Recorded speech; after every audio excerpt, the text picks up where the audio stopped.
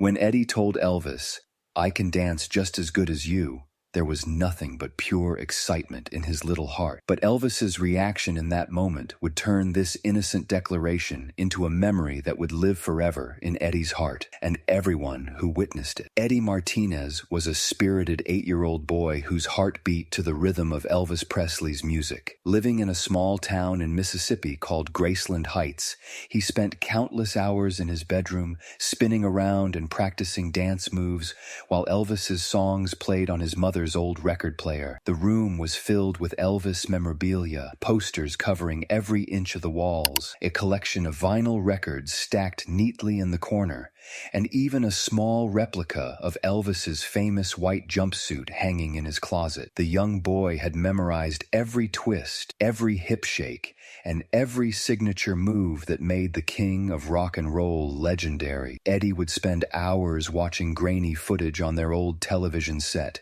rewinding the same performances over and over until he could mirror every gesture perfectly. His dedication was remarkable for someone so young. He would practice until his legs ached and his voice grew hoarse from singing along to the records. His fascination with Elvis wasn't just casual admiration, it was pure devotion that bordered on obsession. Eddie would study old television performances with the intensity of a scholar, copying Elvis's iconic leg movements and trying to perfect that famous lip curl. He had notebooks filled with drawings of Elvis's different outfits, and he could recite the lyrics to every song from memory. His mother, Maria, would often find him in front of the mirror, slicking back his dark hair with water, pretending he was performing at the Grand Ole Opry or on the Ed Sullivan Show. She couldn't help but smile at her son's dedication, though she worried about his shy nature when it came to performing in front of others. At family gatherings, Eddie would hide behind her legs when relatives asked him to show off his Elvis moves. The contrast between his private confidence and public shyness was stark. At home,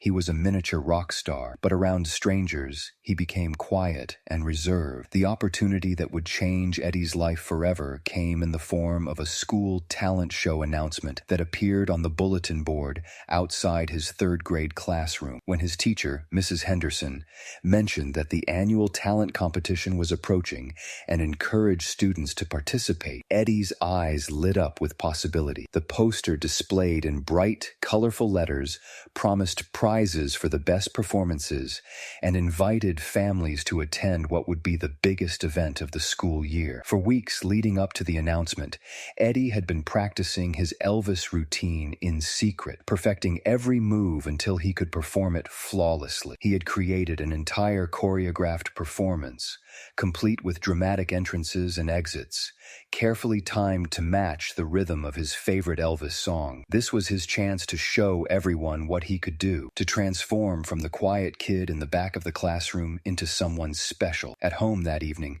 Eddie approached his mother with unusual confidence, his small hands trembling slightly with excitement. "Mama, I want to be Elvis in the talent show," he declared, his small chest puffed out with determination. The words came out in a rush, as if he was afraid he might lose his nerve if he didn't speak quickly. Maria looked at her typically reserved son with surprise, noting the spark of ambition in his dark eyes that she had never seen before. She had witnessed his private performances countless times, watching from the doorway as he transformed into his idol in the safety of his bedroom. But performing in front of the entire school, parents, teachers, and all his classmates was a completely different challenge. The school auditorium could hold nearly 300 people, and Eddie had never performed for more than his reflection in the mirror. However, something in Eddie's eyes told her this was important to him in a way she had never seen before, and she knew she had to support his dream. Together, they embarked on creating the perfect Elvis costume, a project that became their shared mission over the following weeks. Maria spent countless evenings after her job at the local diner, carefully sewing sequins onto a white jumpsuit she had found at a thrift store on the outskirts of town. Each sequin was placed with meticulous care, creating patterns that caught the light just like Elvis's famous stage outfits. She even managed to find small rhinestones that she arranged in intricate designs across the chest and sleeves.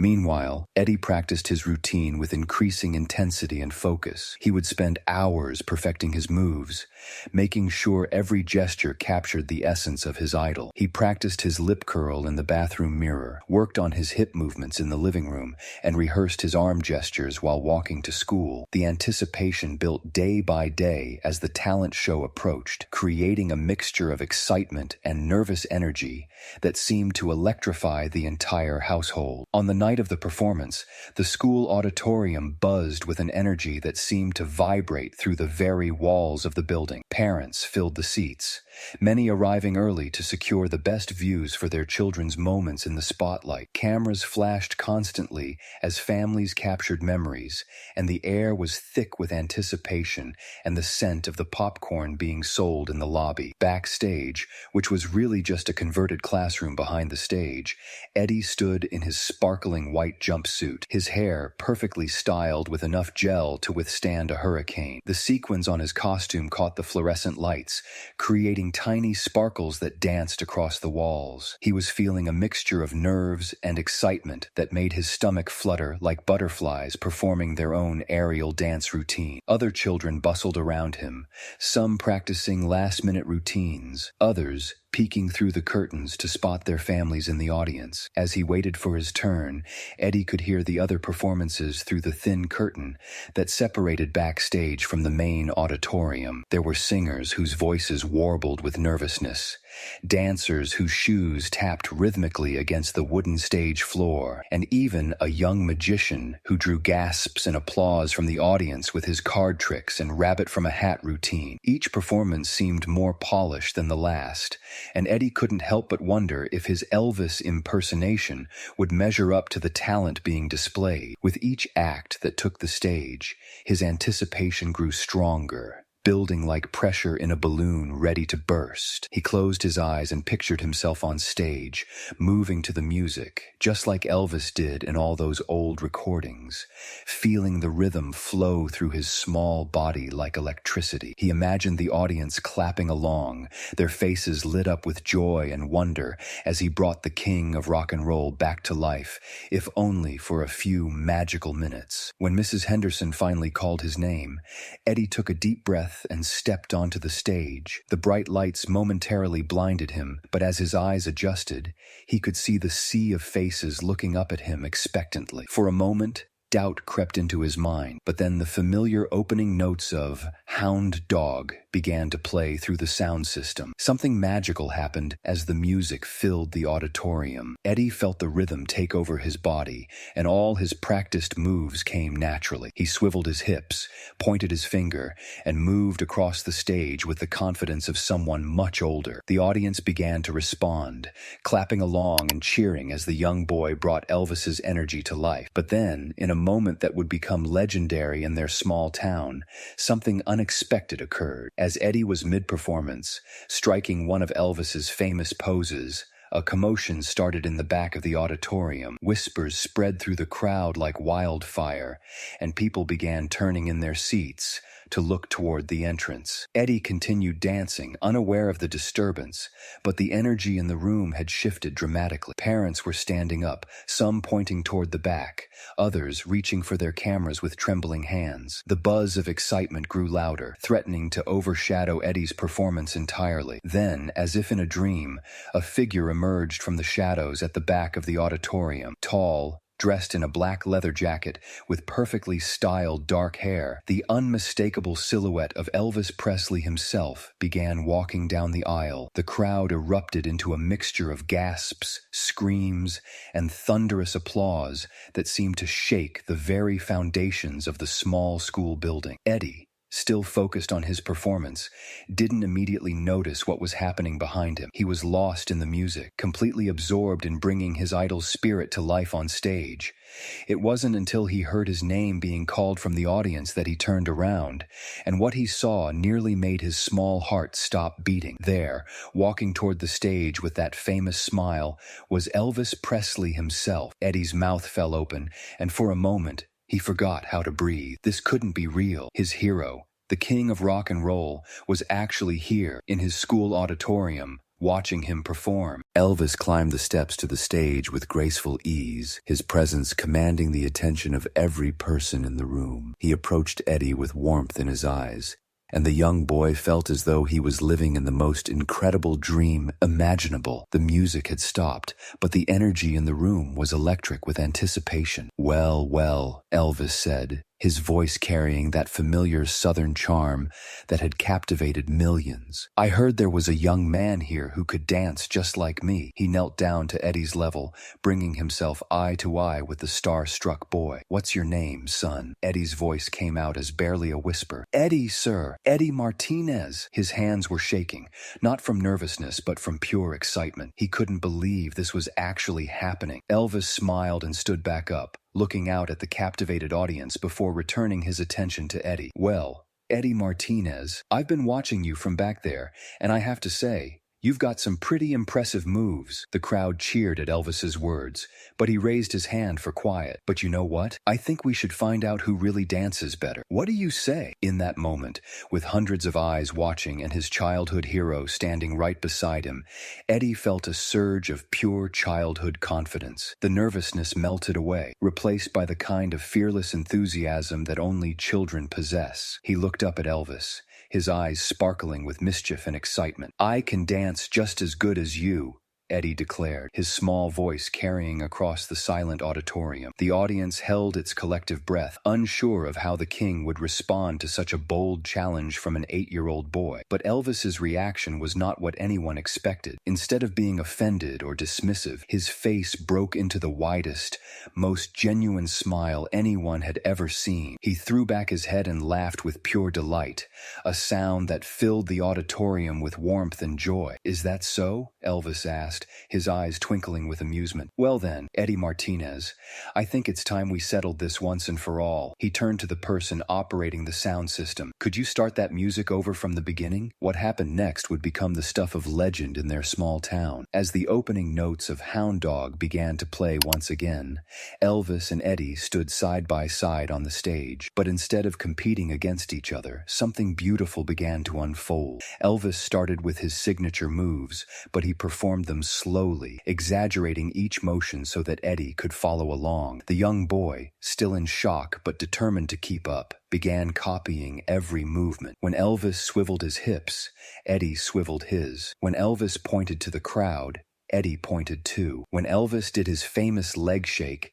Eddie shook his small leg with all the enthusiasm he could muster. The audience was mesmerized. Here was the king of rock and roll, one of the most famous people in the world, taking time to dance with a child who had dared to challenge him. There wasn't a dry eye in the auditorium as people witnessed this incredible display of kindness and humility. But Elvis wasn't finished. As the song continued, he began to let Eddie take the lead. He would watch what the boy did, and then copy his movements, reversing their roles completely. When Eddie added his own little spin to a classic Elvis move, the king would incorporate it into his own routine, nodding approvingly and giving the boy encouraging smiles. The magic of that moment wasn't just in the dancing. It was in the connection between a superstar and a child who admired him. Elvis wasn't just performing. He was teaching, encouraging, and celebrating the passion he saw in Eddie's eyes. He recognized something special in the boy's enthusiasm and wanted to nurture it rather than overshadow it. As the song reached its climax, Elvis surprised everyone once more. He stepped back and gestured for Eddie to take center stage. "Show them what you've got, partner," he said, and the young boy, now filled with confidence beyond his years, performed his routine with more energy and joy than ever before. The crowd erupted into the loudest applause of the evening. But it wasn't just for the performance. It was for the incredible kindness they had witnessed. Parents wiped tears from their eyes as they watched their children's faces light up with wonder. Teachers marveled at the lesson in humility and generosity that had just played out before them. When the music finally ended, Elvis placed his hand on Eddie's shoulder and addressed the audience. "Ladies and gentlemen," he said, his voice carrying easily through the now silent auditorium, "I've performed on some of the biggest stages in the world, but I have never had a better dancing partner than Eddie Martinez here tonight. The applause was thunderous, but Elvis wasn't finished. He knelt down to Eddie's level once more and spoke quietly, though his words were picked up by the microphone. "Eddie, you've got something special inside you. Don't ever let anyone tell you that you can't do something if you put your heart into it. Keep dancing, keep dreaming, and keep being yourself." He then did something that would be talked about for generations in their small town. Elvis took off the silver chain he was wearing around his neck, a simple but elegant piece that had been a gift from his own mother, and placed it gently around Eddie's neck. "This is for you," Elvis said softly, "so you'll always remember that dreams can come true if you're brave enough to chase them." Eddie's eyes filled with tears of pure joy as he felt the weight of the chain against his chest. It was more than just a gift. It was a symbol of belief in his potential. The evening concluded with Elvis signing autographs and taking pictures with every child who wanted one, but his connection with Eddie remained special. As the crowd began to disperse, Elvis spent a few more minutes talking with Eddie and his mother, sharing stories about his own childhood and encouraging the boy to keep pursuing his passion for music and dance. Years later, Eddie would often tell the story of that magical night to his own children and grandchildren, his voice still filled with wonder even decades after the event. He would describe how a simple school talent show turned into the most incredible experience of his life, not because he met a celebrity, but because he learned about the power of kindness, encouragement, and believing in yourself. The story never lost its magic, no matter how many times he told it. His children would gather around him in the living room, their eyes wide with amazement as he recounted every detail, from the feeling of the sequins on his costume to the moment Elvis's hand touched his shoulder. They would ask him to repeat certain parts,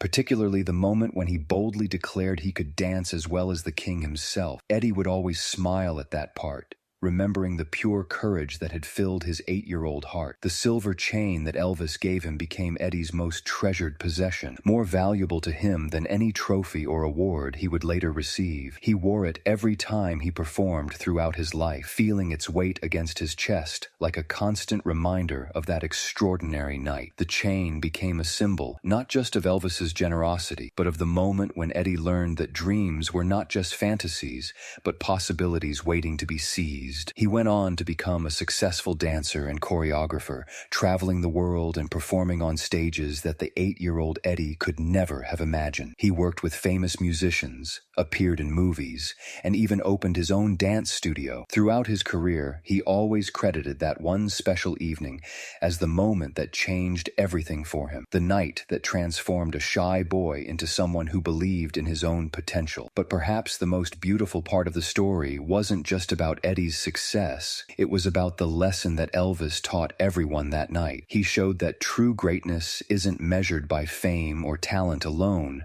but by how you treat others, especially those who look up to you. His willingness to share the spotlight with a child, to encourage rather than compete, and to lift someone up rather than tower over them, demonstrated the kind of character that made him truly legendary. The story of Eddie and Elvis became part of the town's folklore, passed down through generations as an example of what can happen when kindness meets opportunity, and when childhood dreams collide with the generosity of those we admire. It reminded everyone that sometimes the most powerful moments in life aren't the ones we plan for, but the ones that surprise us with their simple beauty and profound impact on our hearts and souls. Local newspapers picked up the story, and it spread beyond their small town to inspire people across the country. The tale became a symbol of the power of encouragement and the importance of nurturing young talent, no matter how small or seemingly insignificant it might appear at first glance. The school talent show became an annual celebration that drew visitors from neighboring towns, all hoping to witness something equally magical. Mrs. Henderson,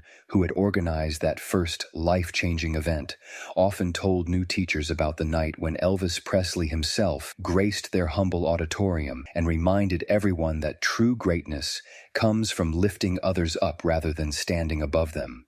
Eddie's classmates never forgot that evening either. Many of them were inspired to pursue their own dreams more boldly, remembering how one small boy's courage to speak up had created such an extraordinary moment. Some became musicians, others dancers, and a few even became teachers who made sure to always encourage the shy children in their own classrooms. Maria framed the photograph that was taken that night. Eddie and Elvis standing side by side on stage, both of them laughing with pure joy. It hung in their living room for years, a daily reminder that dreams really can come true when we're brave enough to chase them and when we encounter people generous enough to help us reach them. In the end, Eddie never forgot Elvis's words about chasing dreams and being brave enough to pursue them. The 8-year-old boy who once declared he could dance just as well as the king of rock and roll grew up to understand that the real gift that night wasn't the chance to dance with his hero.